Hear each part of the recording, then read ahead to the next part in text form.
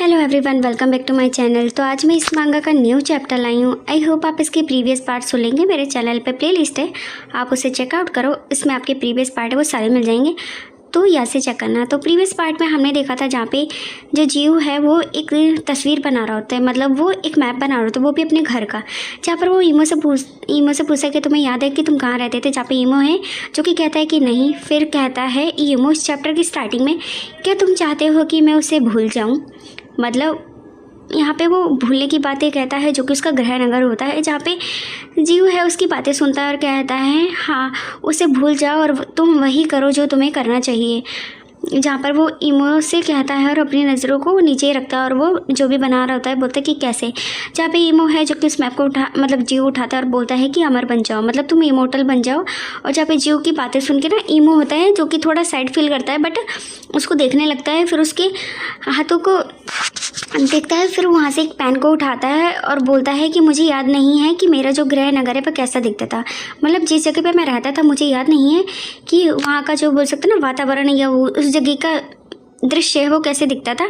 और उसके बाद वो जो मैप होता है ना उस पर चित्रित करने लगता है एक पेड़ का। बोलता है कि मुझे केवल यह याद है कि हर साल वहाँ पर जो आड़ू के फूलों खिलते थे, जब भी मेरे गृह में जो भी समय आता होगा उस जगह पर काफ़ी हद तक जो आड़ू के फूल होते हैं ना उनका काफ़ी अच्छा मौसम होता था और वहाँ पे आड़ू के फूल खिलते थे जहाँ पे ईमो का घर होता है। जहाँ पर इस तरीके की बातें कहता है और जो भी मैप होता है, मतलब जो भी चित्रित कर रहा होता है ना उसमें वो आड़ू के फूल बनाता है और अपने पेन को रखता है और बोलता है कि देखो ये जगह ऐसी है, और बोलता है क्या तुम देखना चाहोगे। फिर वो उसको जादू से वो इस तरीके का जो बोल सकते हैं ना दृश्य है दिखाता है, जहाँ पे जीव है इसको देखकर काफ़ी ज़्यादा खुश होता है। वो आड़ू के फूल से खेलता है, जहाँ पे ईमो कहता है कि ये तुम्हें पसंद आया। जहाँ पे वो उस जो भी होता है ना उनमें खो जाता है, जहाँ पे बोलता है कि मैं तुम्हारे ऊपर जो आड़ू के फूल है वो चित्रित करना चाहता हूँ।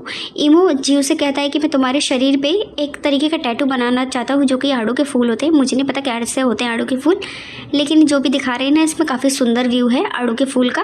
जहाँ पर वो उससे कहता है, फिर उसकी मतलब कमर पे हाथ रखता है और बोलता है कि फिर मैं तुम्हारे शरीर में प्रवेश करना चाहता हूँ।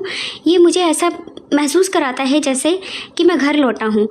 मतलब इसका कहने का मतलब ये है कि जो इसके घर से मतलब है कि ये जीव के पास है तो इसको जीव अपनी घर वाली फीलिंग से देता है। फिर जहाँ पे जीव है ब्लश करने लगता है और वो बोलता है कि मैं तुम्हारा गृह नगर नहीं हूँ, मतलब मैं तुम्हारा घर नहीं हूँ, क्योंकि जो किंग जुआन था वो उसका एक तरफ से घर था, मतलब वो उसके पास आता था तो उसको घर वाली फीलिंग देता था जो किंग जुआन।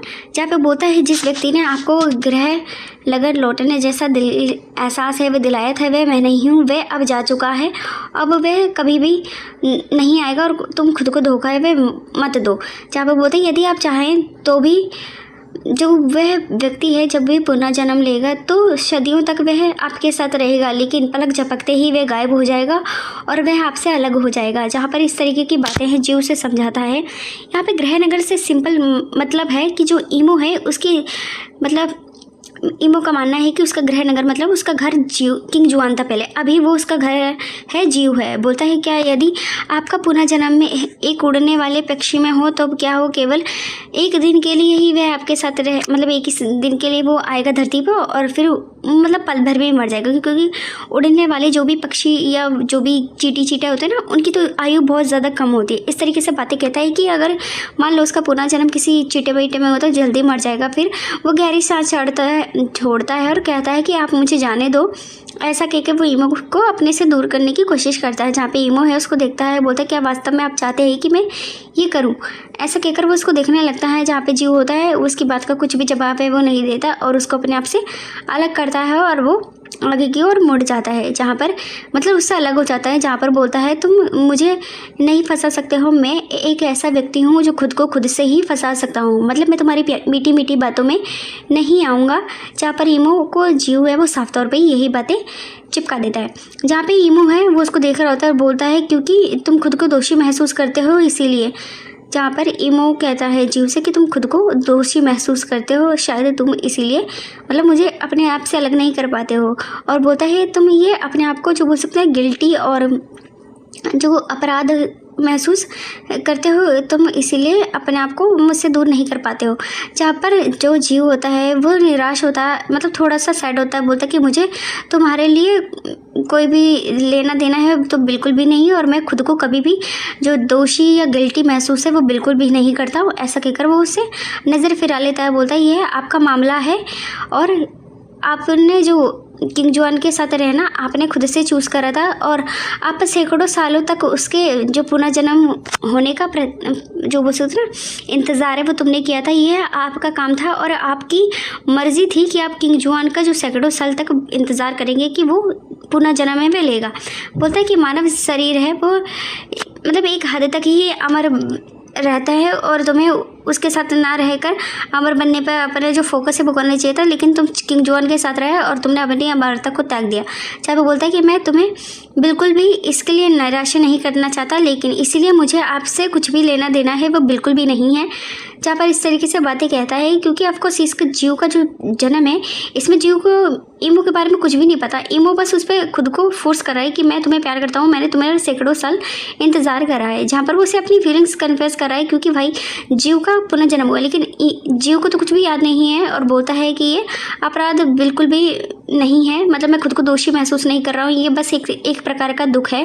जहाँ पर इस तरीके की बातें कहने के बाद वो थोड़ा आगे कोई और जाने लगता है। जहाँ पे ईमो है वो जीव को देखता है जाते हुए और कहता है लेकिन क्यों दुखी महसूस क्यों कर रहे हो तुम खुद को।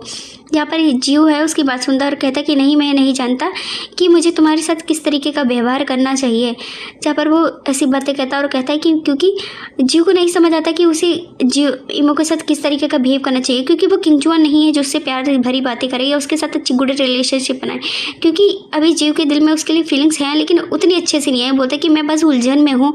जहाँ पर इस तरीके की बातें कहता है जीव, और फिर वो जाके बिस्तर पर बैठ जाता है। बोलते है इसीलिए चाहो तुम अमर बनो और साधारण जीवन के त्याग कर दो, और मैं कई वर्षों तक तुम्हारा साथ है मैं नहीं दे सकता हूँ।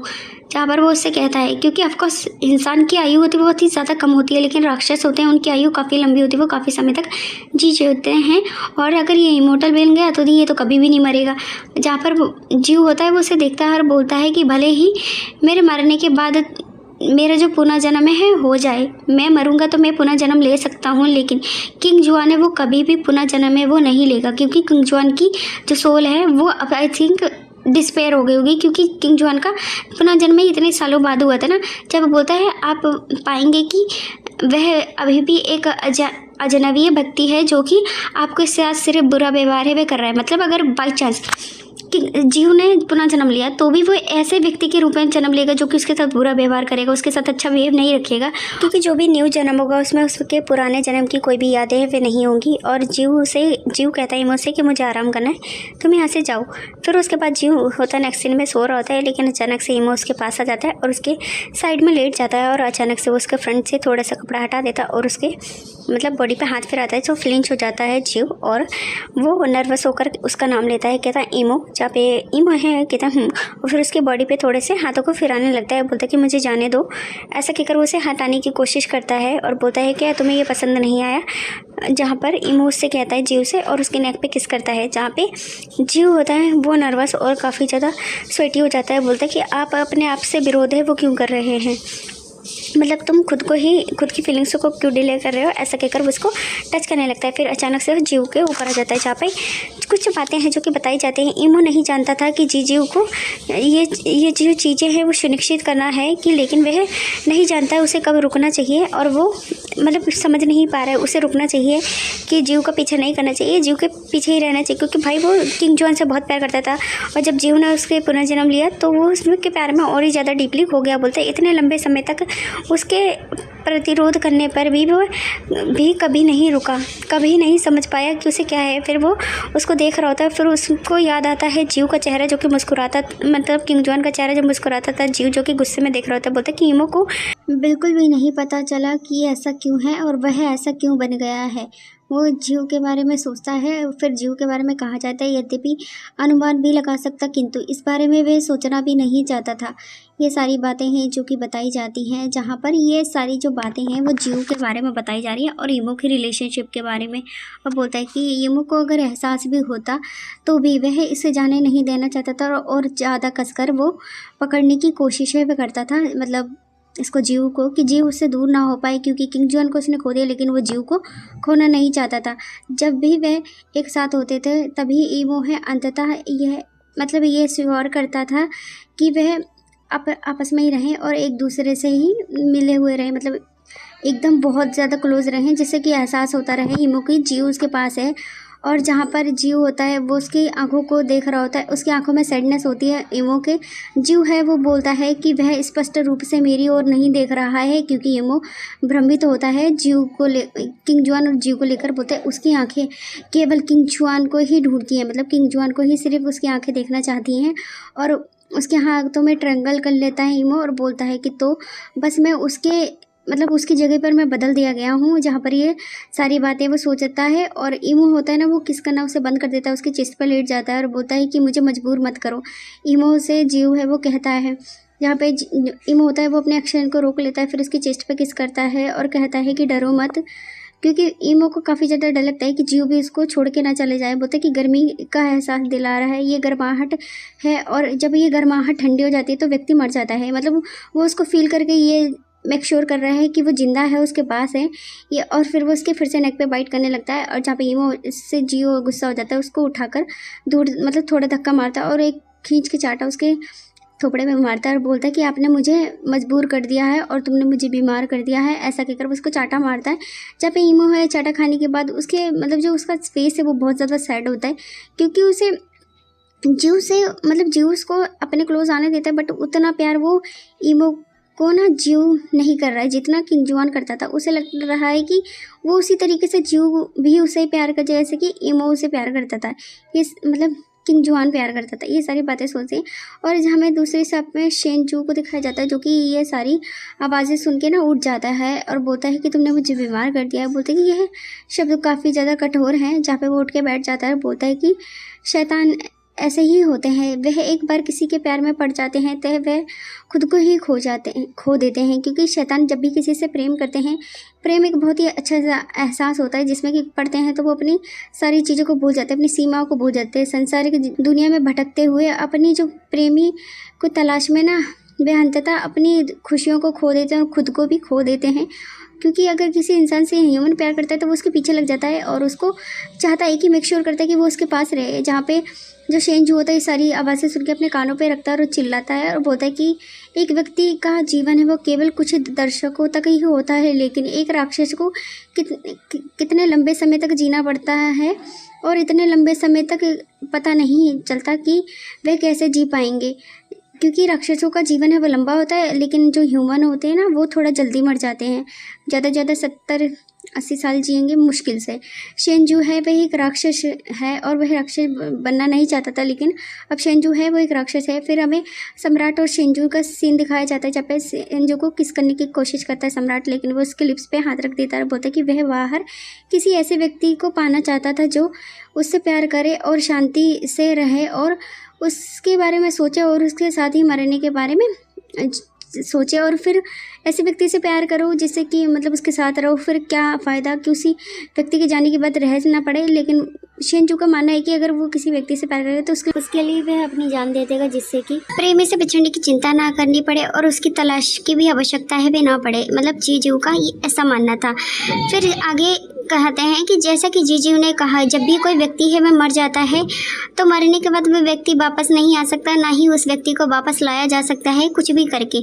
बाई चांस अगर वो व्यक्ति है पुनः जन्म ले तो उसके बिहेवियर में फ़र्क आ जाएगा, क्योंकि उसे पिछले जन्म की कोई भी यादें हैं वो बिल्कुल भी नहीं आती हैं। भले ही वह व्यक्ति पुनः जन्म ले और उसकी तलाश में अगर मान लो कोई राक्षस है वो उसकी तलाश में रहे, लेकिन जो भी पाएगा वह फिर उसी की तरह एक जैसा नहीं होगा। उसका जो बिहेवियर है वो अलग होगा,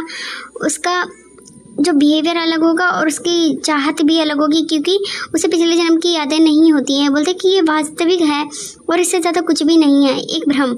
और जहाँ पे शेनजू होता है वो बैठा होता है अपने हाथों को मोड़कर और बोलता है, शेनजू को पता था कि ये खालीपन क्या है, जहाँ पर जो आई थिंक यहाँ पे जो शेनजू है वो उसे पसंद करने लग गया सम्राट को।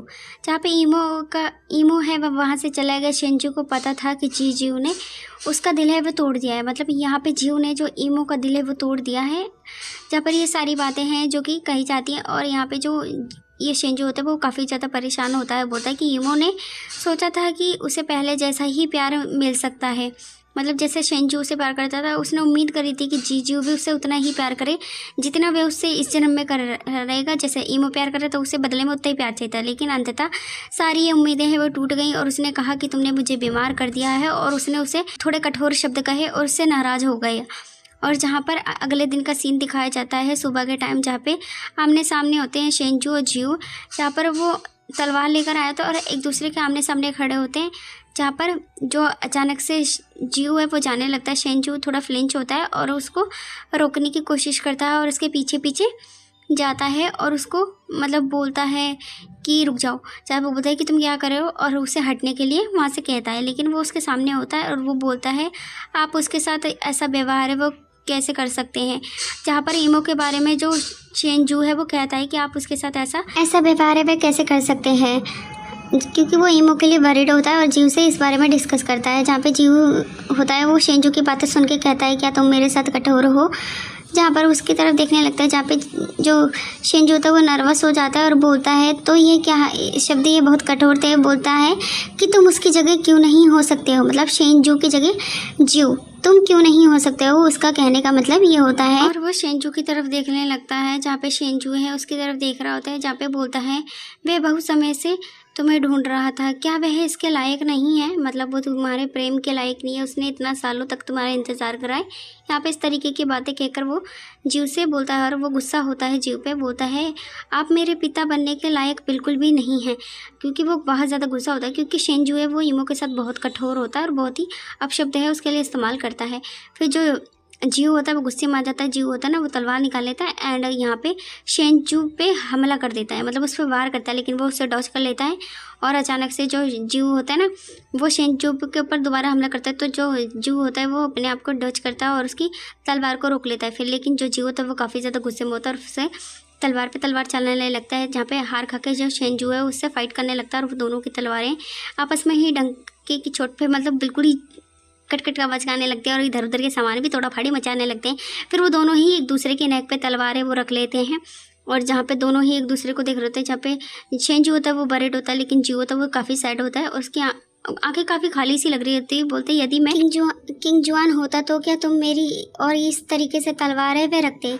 जहाँ पे शेंजू की होता है वो इसकी बात सुन के थोड़ा नर्वस हो जाता है और उसकी हल्का सा उसके जीव के ना गर्दन पे कट भी लग जाता है शेंजू से। जहाँ पे शेंजू होता है वो थोड़ा नर्वस और वरीड हो जाता है और वो काफ़ी ज़्यादा ही डर जाता है और बोलता है पिता, उसे मतलब फादर कह के बुलाता है। जहाँ पे जो जीव होता है वो अचानक से शेंजू के कॉलर को पकड़ता है, उसे अपनी ओर खींचता है और उसकी और देखता है, फिर उसकी गर्दन पे अपनी तलवार को रख लेता है और गुस्से में कहता है बताओ मैं कौन हूँ, मतलब वो पूछता है मैं कौन हूँ। जहाँ पे जो शेंजू होता है वो उसकी बातें सुनता है और बोलता है आपके पिता कौन है। जहाँ पे जीव कहता है शेंजू से, और जहाँ पे जीव होता है की बातें सुन के शेंजू होता है वो थोड़ा नर्वस और थोड़ा घबराया हुआ दिखता है और वो निराश होकर अपनी गर्दन को झुकाता है और बोलता है किंग जुआन मेरे पिता हैं, मतलब किंग जुआन उसके पिता हैं। जहाँ पे उसे उसके ऊपर तलवार करता है और उसकी नक में भी चोट लगे होते हैं। बोलता है कि मेरे पिता शेन जुआन है। ऐसा कहकर वो अपनी आंखों को थोड़ा टाइटली बंद कर लेता है। जहाँ पर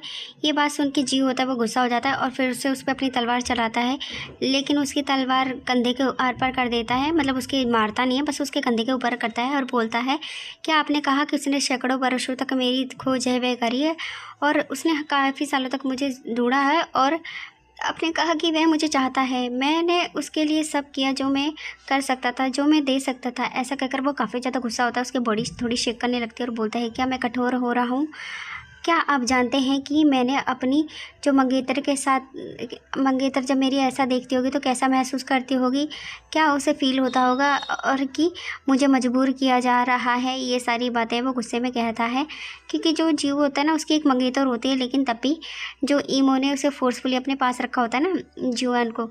जहाँ पे बोलता है कि लेकिन मुझे अपनी जो घृणा को दबाना होगा और खुद को खुश करना होगा और उसको भी खुश करना होगा। बोलता है कि क्योंकि उसने सैकड़ों वर्षों तक मेरा इंतज़ार करा है, मुझे उसने ढूंढा है, और बोलता है मैं उसे मार भी नहीं सकता हूँ। जीव गुस्से में कहता है और बोलता है क्या मैं उसके साथ अच्छा व्यवहार नहीं कर रहा हूँ, क्या मैं उसके साथ अच्छा नहीं हूँ। ऐसा कहकर गुस्सा होता है और वो अपनी तलवार को भी अभी भी जीव शेंजू के ऊपर रखा होता है। बोलता है कि उसके मोह के कारण मैंने अपनी जो मंगेतर को भी असफल कर दिया और उसकी सैकड़ों वर्षों की खोज के कारण मैं उसके साथ हूँ, क्योंकि ऑफकोर्स इसकी शादी होने वाली थी, उसकी मंगेतर थी, लेकिन इसके ईमो के लिए उसने अपनी मंगेतर को छोड़ दिया, मतलब उसे बिट्रे करा है। ये सारी बातें गुस्से में कह रहा होता है और बोलता है कि मुझे अपने पिछले जन्म के कारण इस जीवन में एक पुत्र और प्रेमी के स्वीकार करना होगा और उनके बारे में सोचना होगा और उनके बारे मतलब उनके साथ रहना पड़ेगा। क्या आपने कभी भी ये सोचा है कि मैं कैसा महसूस करता हूँ, मैं क्या चाहता हूँ? ये सारी बातें हैं जो कि जीव होता है वो काफ़ी ज़्यादा गुस्से में होता है। ये सारी बातें उसके कंधे पे तलवार रख के कह रहा होता है। जहाँ पे शेंजू है जो कि उसकी बातें सुन रहा होता है, लेकिन वो कुछ भी नहीं कह रहा होता उसे। जहाँ पे बोलता है कि मैं सिर्फ उनके लिए शेन किंग जुआन की त्वचा के अलावा कुछ भी नहीं हूँ और वह मेरे साथ जो चाहे वह कर सकता है। ये सारी बातें वो गुस्से में कह रहा होता है और वो काफ़ी ज़्यादा ही गुस्सा होता है, फ्रस्ट्रेशन निकाल रहा होता है। बोलता है तो अब मुझे उनसे आभारी होना चाहिए और उनकी खोज के लिए मुझे काफ़ी ज़्यादा उनका धन्यवाद करना चाहिए कि उसने सैकड़ों वर्ष इंतज़ार करा और मुझे ढूंढा, तो इसे मुझे उसका धन्यवाद करना चाहिए। ये सारी बातें शेंजू को काफ़ी ज़्यादा गुस्से में कह रहा होता है। शेंजू होता है काफ़ी नर्वस होता है, लेकिन वो कुछ भी नहीं कह रहा होता है और वो चुपचाप बस खड़ा होता है। दोनों की नेक पे ही कट लगे होता है। बोलता है क्यों क्यों, और ऐसे कहकर वो अपने हाथ मतलब सीने पे हाथ रखता है। बोलता है कि मुझे उसके साथ अच्छा व्यवहार क्यों, क्या मैं उसके साथ अच्छा व्यवहार नहीं कर रहा हूँ, क्यों? ऐसा कहकर वो मतलब यहाँ पे काफ़ी ज़्यादा गुस्सा होता है। बोलता है कि वह शेन जुआन को ही चाहता है और मुझे उसकी जगह ही देखता है, उसके मतलब उसके बिहाफ पे ही वो जीव को देखता है। ये सारी बातें जो कि गुस्से में कह रहा होता है, मतलब ये वो यहाँ पे आई थिंक जो ये चाहता है कि वो जीव बन के जीव को प्यार करे, लेकिन वो शेंजू को देखता है उसकी जगह। बोलता है कि मुझे बताओ क्यों? ऐसे कहकर फिर वो अपनी तलवार को हटा लेता है। बोलता है आप और ईमो बस एक जैसे ही हैं, आप दोनों मतलबी हैं। और ऐसे कर वो अपनी तलवार को उतार लेता है, मतलब जो भी अभी गुस्सा था ना वो सारा का सारा उस पर उतार देता है। जहाँ पे जो जीव होता है वो शेंजू होता है मतलब बहुत ही नर्वस और बहुत ही डर जाता है और बोलता है कि पिता, और फिर वो कुछ भी नहीं कहता। जहाँ पे फिर से उसके ऊपर तलवार चढ़ा देता है। बोलता है आप किसे के बारे में सोच रहे हैं? शेंजू के मतलब शेन कुंग जुआन के बारे में या फिर जीव के बारे में? मतलब वो अभी वो पिता कहा तो उसने किसे कहा, जीव को या शेंजू को? जहाँ पे मतलब किंग जुआन को, जहाँ पर ये बातें पूछता है, लेकिन वो कुछ भी जवाब नहीं दे पाता है। बोलता है कि मुझे जवाब दो, ऐसा कहकर उस पर गुस्सा करता है, लेकिन वो कुछ भी नहीं कहता ना, तो जीव होता है वो चुप हो जाता है। जहाँ पे बोलते हैं शेन किंग जुआन, और फिर वो उसको देखने लगता है। जहाँ पे बोलता है आई एम रियली सॉरी, जहाँ पे शेंजू होता है वो माफ़ी मांगता है जीव से। शेंजू की माफ़ी सुन के जो जीव होता है वो अपनी तलवार को गिरा देता है और वो वहाँ से मुड़कर जाने लगता है और कहता है मुझे जाने दो। ऐसा कहकर वो आगे की ओर जाने लगता है। जहाँ पे जो शेंजू होता है वो चुपचाप खड़ा होता है, वो काफ़ी उदास होता है, निराश होता है, लेकिन वो जीव को जाने देता है। और जहाँ पे जीव होता है वो अपने मन में सोचता है कि जीव को पता था कि वह एक दिन अचानक से इस तरीके से अलग है वो हो जाएंगे, मतलब वो शेंजू से अचानक से अलग हो जाएगा और उसकी ज़िंदगी को टुकड़े टुकड़े कर दिया और वह चुपचाप से वहाँ से निकल गया। मतलब ये सारी बातें हैं जो कि कही जाती हैं। फिर हमें जीव को दिखाया जाता है जो कि बैठा होता है। वहाँ पे शेंजू है जो कि आता है पोटली लेकर, जो कि जा रहा होता है यहाँ से छोड़कर, लेकिन वह राक्षस है, वो जादुई राक्षस था। वह तो एकमात्र निश्चय जीवन है, मतलब जो शेंजू है वो एक राक्षस है, जो जीव है वो एक ह्यूमन है। ऑफकोर्स ह्यूमन जल्दी मर जाते हैं। जहाँ पर वो उसे तिरछी निगाहों से देखता है, पहले तो उसे देखता नहीं जब वो उसके पास आता है, लेकिन बाद में जा रहा होता है तो उसे अपनी हाथों को उठा के देखता है। बोलता है कि वह क्या कर रहा है, वह क्या कर रहा है। और फिर ऐसा देखकर वो बोलता है कि उसकी नज़र में जीव अभी तक अस्तित्व में है और जो शेंजू है वो अस्तित्व में नहीं है, वह सिर्फ एक सिंपल सा मतलब ह्यूमन है। जहाँ पर ये सारी बातें हैं वो कही जाती हैं। जहाँ पे जो जीव होता है ना वो अपनी आंखों पे हाथ रख लेता है दोबारा से। जीव शिकायत करने के लिए भी बहुत थक गया है। जहाँ पर ये सारी बातें हैं जो कि कही जाती हैं। जीव होता है ना वो चुपचाप मतलब अब अपने आप को शांत कर लेता है, क्योंकि अभी इसने काफ़ी ज़्यादा उससे शेंजू से लड़ाई करी होती है और यहाँ पे जो शेंजू होता है वो चला जाता है। बोलता है ऐसा ही होगा। और नेक्स्ट सीन में हमें दिखाया जाता है जीव को जो कि बैठा होता है और बोलता है कि मैं अभी रहना नहीं हुआ और दुश्मन का जो खुद ही से संदेशा है वह आ गया है। जहाँ पे जीव है जो कि लेटर को पढ़ता है जो कि इसे आई थिंक यहाँ पे सम्राट ने भेजा होता है।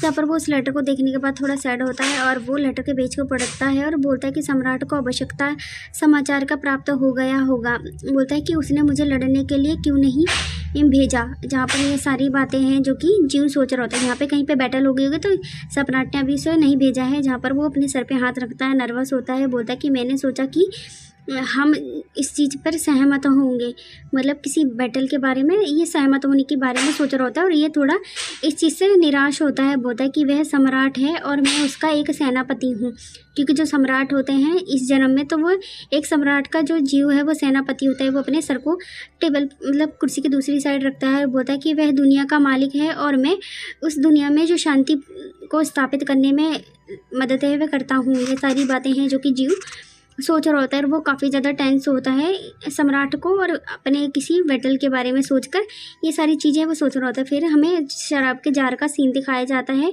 जहाँ पे जो जीव होता है वो शांति से बैठा होता है और वो एक तरीके की शराब है पी रहा होता है। यहाँ पे जो जीव है वो टल्ली होने की कोशिश कर रहा होता है, मतलब यहाँ पे शायद अपने दुख को कम कर रहा होगा। यहाँ पे जो दारू पी रहा होता है जो जीव होता है ना, वो मस्त यहाँ पे मतलब जार पी रहा होता है।